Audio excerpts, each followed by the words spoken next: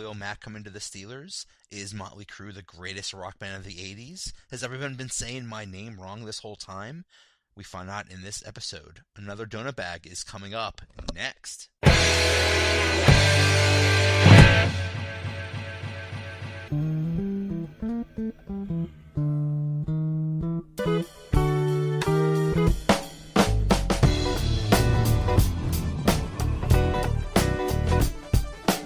Welcome to another episode of the Donut Bag. How you doing? In this episode, I talked to Donnie Druin from the Pylon to Pylon podcast to talk about the Steelers. We have our weekly as yet unnamed segment where we discuss the best of something. This week we talk about what was the best rock band of the 80s. And I talked to Mike Zimmer's ears about the goings on in the NFL, and we preview the AFC West. My first guest is Donnie Druin. He is the host of the Pylon to Pylon podcast, and he is at Donnie Druin on Twitter. Hey, how you doing?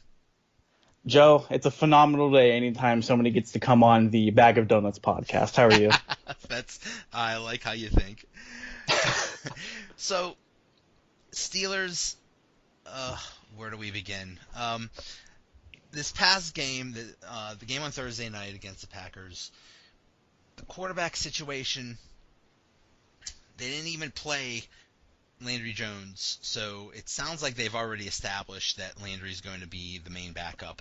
So it was just Mason Rudolph and Joshua Dobbs playing, and it was a pretty mixed bag, mostly not good. How do you think the quarterbacks did? Yeah, so we kind of already know what Landry Jones is as a quarterback, so I didn't have a problem with him playing. The Steelers kind of have an interesting situation on their hands because Tomlin has never carried four quarterbacks into the season, and I can see all four guys picking this roster. I thought it was hilariously ironic that both Dobbs and Rudolph came onto the field and threw a pick six right away. How symmetrical. Man, in the quarterback battle, you kind of hope one person elevates themselves over the other. But, of course that had to happen. But no, I thought both quarterbacks, they did a really good job of bouncing back. I thought Dobbs had a much better game than Rudolph did. I felt like Rudolph, after he came back and threw that touchdown to Juju, kind of plateaued there. The last four drives of the first half ended all in punts. Obviously, Dobbs is a little bit more experienced just because he has that extra year up on Rudolph, but no, it's the Steelers have quite the situation on their hands, and I'm kind of happy I'm not calling that shot. Yeah. First of all, we've established no way Mason Rudolph is taking over for Landry, even if that was I think they already established that with Landry not playing, but the way Mason played, he has a long way to learn. And if he takes the entire year to just stay on the sideline and learn, that's fine, because he needs. I think I want our rookie quarterbacks, and even Dobbs, I want them to learn, and I want them to get the mistakes out in the preseason. I have no problem with these guys throwing the interceptions they did. Whenever they first threw that interception, both Dobbs and Rudolph, the very first thing I thought was, how will they come back? And both of them responded very fine. That is, I mean, really, that's such a tough situation I'm glad. Oh yeah, good. I was just gonna say, I mean, what do you do with Dobbs? Because he would be the ideal number 3 quarterback if Landry wasn't there. For like next year, he would be perfect. Oh yeah. But how do you keep him? How do you keep him on the roster? That's the thing. It looks like how the Cards are kind of set up right now. They're not going to cut Landry because they need an experienced quarterback behind Ben. And I just can't see them cutting Rudolph after drafting him in the 3rd round. And Granted, he did throw a pick six in, the Thursday's game. And obviously, it's not ideal, but I just can't see them cutting him after that. So unfortunately, if the trend continues of Tomlin not caring for quarterbacks, I think Dobbs is the one to go. But it's not like you can put him on the practice squad, because I do think another team would try to swoop him up. Oh God, yeah. I mean, look at the Bills. They're going to be desperate for quarterback with McCarron being hurt. So, you can't cut him. The the theory I hear is that he gets a phantom injury in game preseason game number 4, and they have to put him on injured reserve or something so they can. Oh man, that would be a shame, wouldn't it? Huh? Yeah, he Yeah. just make up a body part of broken. Hopefully no other team is listening to this right now. So. Exactly. Yeah. Yeah. So another interesting thing from the game is James Conner looked really good. He did. This is a huge training camp for him, I think, because I think last year was just a big mulligan. He didn't do much, and then the time he wasn't there was a well documented. He missed a block, I think, in the Jacksonville game and caused an interception or something, Yeah. or something terrible. And even this year, even in the first preseason game, I heard he missed a block and caused the quarterback to get hit. So I mean, from that perspective, that's huge. But he looks so good running. I mean, obviously he's not going to play much in the regular season if everything goes to plan, but he's kind of setting himself up for maybe auditioning for Le'Veon Bell's replacement next year. I feel like we were all kind of quick to write off James Conner last year, especially with the limited amount of time he got. And, obviously with Le'Veon Bell coming back last year, and I think, Le'Veon does show up week 1. Conner looks good. Conner looks phenomenal, and I've seen a lot of experts on ESPN, NFL.com, sites like those where, they've pegged the Steelers to take a running back in the first round. I don't see that happening the way Conner picks up. He slimmed down a little bit in the offseason, and he showed up to camp. He's had a great training camp, and so far in the preseason, he's had a great 2 games. And I kind of like what I see from Jalen Samuels as well.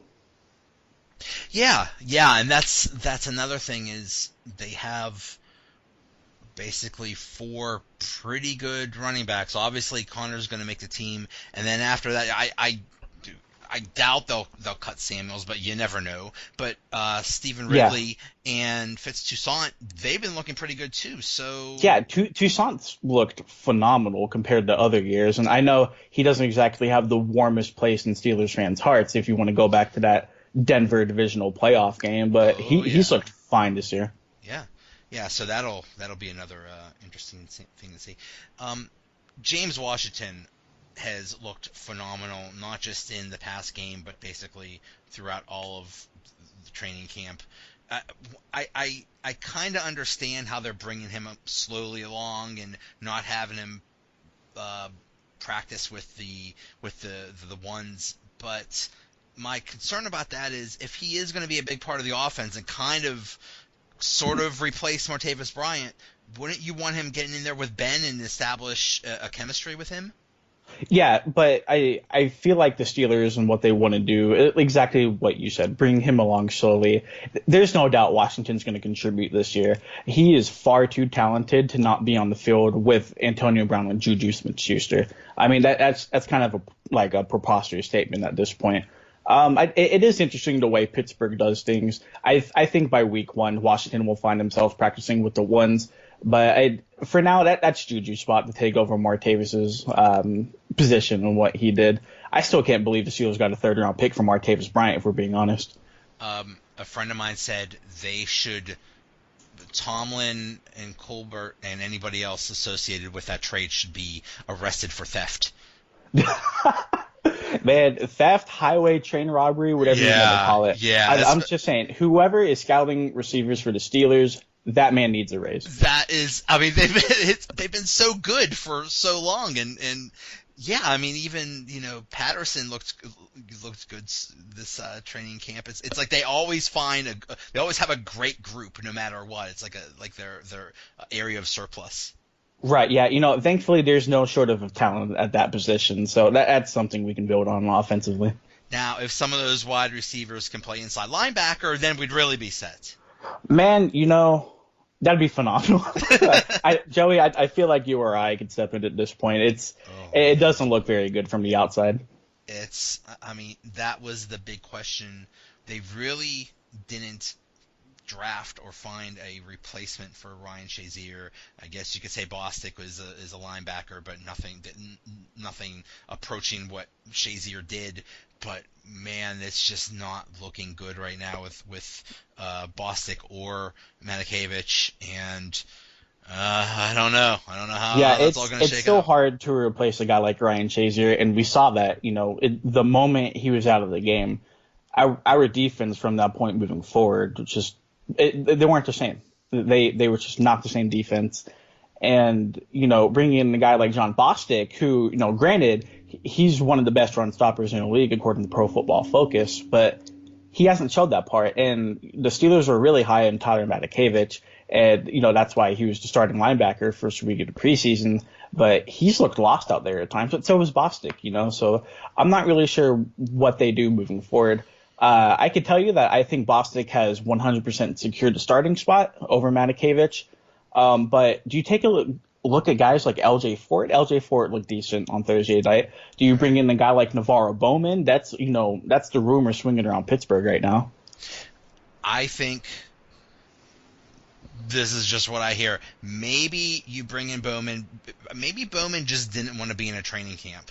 Maybe he didn't want to, mess with all that, with several weeks of. Oh yeah, of all that. He's an NFL veteran. I know those guys hate the NFL training camp for the most part. So, almost like a Des Bryant sort of thing. Why show up when you can just get on a roster anytime you want?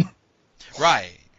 Yeah, yes, and so so that we'll see if they pick somebody up, but yeah, and the rest of the defense is Terrell Edmonds didn't look that great either, but then he did not. He gave up those 2 touchdowns, and on both touchdowns, the coverage was just average at best. But Joey, I'm going to tell you what I tell everybody else. We need to take a grain of salt with everything that happens this preseason, good or bad.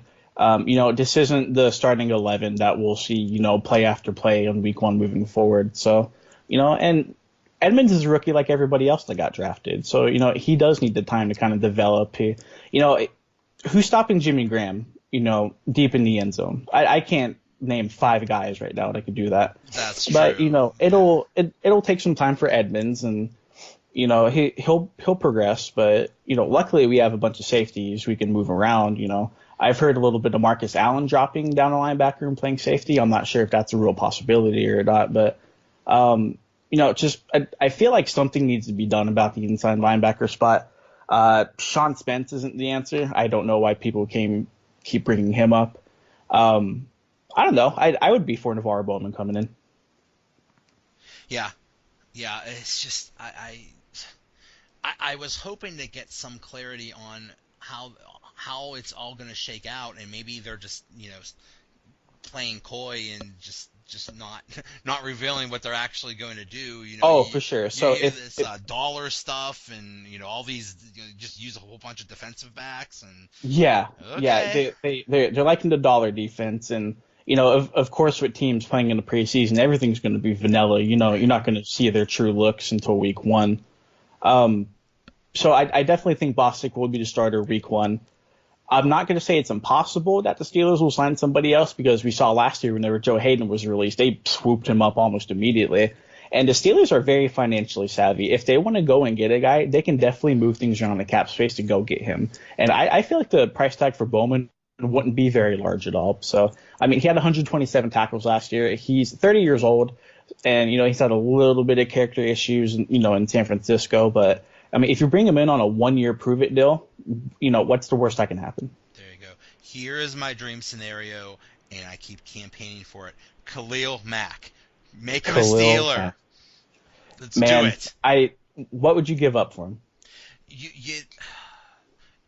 They would probably the farm, probably a couple first round draft picks, maybe like 2019, 2020, or a 2019 first and second or something like that. But and then of course there's the cap space, but you could get creative there. But I know it's not happening. I know it's a dream scenario. Yeah, but the Steelers aren't very adept to those kind of big time trades, but Mac would be phenomenal on this team, and there's really no young up-and-coming player that we would have to pay after Le'Veon Bell, packs his bags and leaves after this season. not a lot of Steelers fans can name one guy that's up to get paid. I think the closest would be Juju Smith-Schuster, but he's still a long ways away from demanding that kind of money. Right. So, I mean, and with Le'Veon Bell gone, that'll free up 14 some million. So, also, they're paying Ryan Shazier, I believe, around $9 million or something like that this year. So that'll be off the books. So, I mean, there will be some space next year, but yeah. Hey, we can dream, man. We can dream. That's all we can do, right? Hey, Donnie, thanks a lot.